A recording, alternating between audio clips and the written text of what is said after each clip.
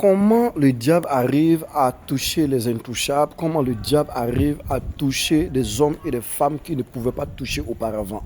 Tout simplement en les déroutant du but pour lequel il les a appelés. Frères et sœurs, chers parents, chers pères, chers doyens, vous qui êtes appelés aujourd'hui hommes de Dieu, vous, église de Burkina, prêtez attention.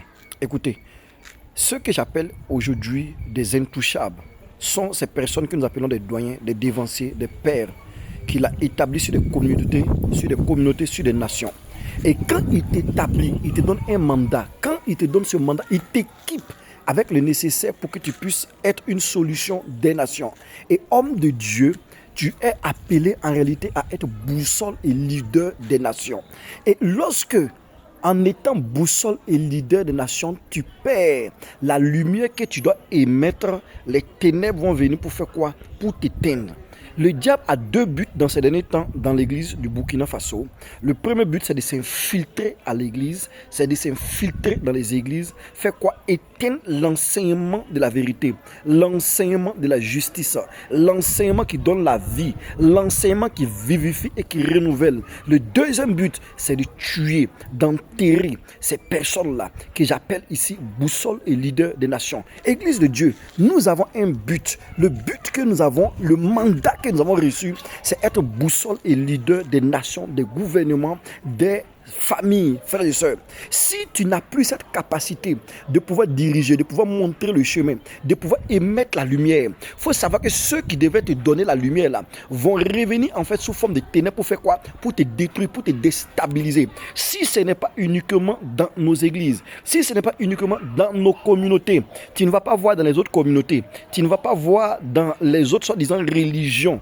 Écoute frères et sœurs, dans les autres organisations humaines pour mieux suivre Dieu, tu ne vas pas voir au milieu d'eux ces personnes qui ont des problèmes, des conflits parmi eux. Avant de trouver la solution, ils vont éparpiller ça d'abord sur l'internet, ils vont éparpiller ça partout, avant de mettre ça sur l'internet. Non, c'est chez nous seulement qu'on trouve ça. Frères et sœurs, c'est déjà un péché, c'est un faux témoignage, c'est un mauvais témoignage. Parce que lorsque tu vas finir, lorsque tu vas enfin trouver une solution là, quelque chose sera déjà mis à nu dehors. Les caleçons des uns et des autres sera mis où ça dehors. C'est pourquoi toi frère, toi sœur qui m'entends, toi diacre, toi pasteur, toi fidèle qui m'attend, je te demande pardon aussi petit que je suis de te demander cela. Il faut que tu prennes un temps de prière, un temps de jeûne. Église de Dieu, il faut que tu prennes un temps de prière, un temps de jeûne pour faire quoi? Pour prier pour nos pères, pour prier pour nos doyens, pour prier pour nos dévanciers, pour que cette crise qui est en train de frapper actuellement, qui est en train de frapper l'église du Burkina, qui n'est que seulement des pièges de l'ennemi dans le but de faire quoi? Dans le but d'éteindre le réveil, dans le but d'éteindre le feu, dans le but d'éteindre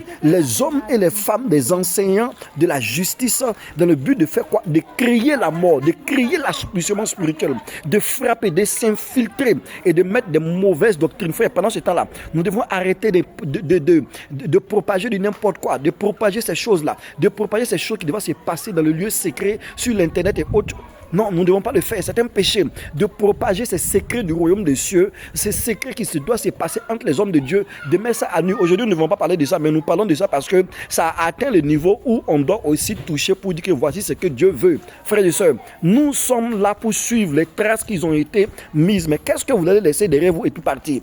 L'Éternel me montre comme ça que l'ennemi veut s'infiltrer encore. Parce qu'il s'est déjà infiltré. Mais il veut s'infiltrer encore dans nos églises. Il veut s'infiltrer encore parmi nous pour détruire. Mais pendant ce temps, toi intercesseur, toi sentinelle, qu'est-ce que tu fais? De la grâce, de la lumière que l'Éternel Dieu t'a donnée.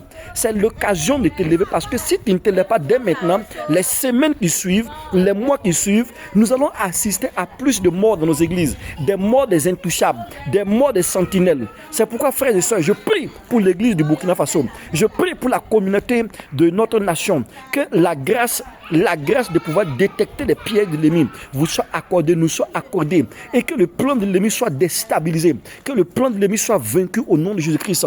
Que le plan diabolique parmi nous soit déstabilisé et consumé au nom de Jésus-Christ.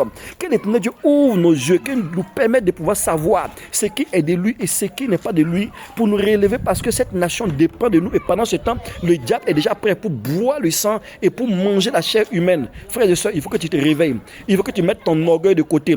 Il faut que nous nous réveillons, mettre la main ensemble pour la cause de notre nation, la cause de nos doyens, la cause de ses pères. Frères, c'est le temps.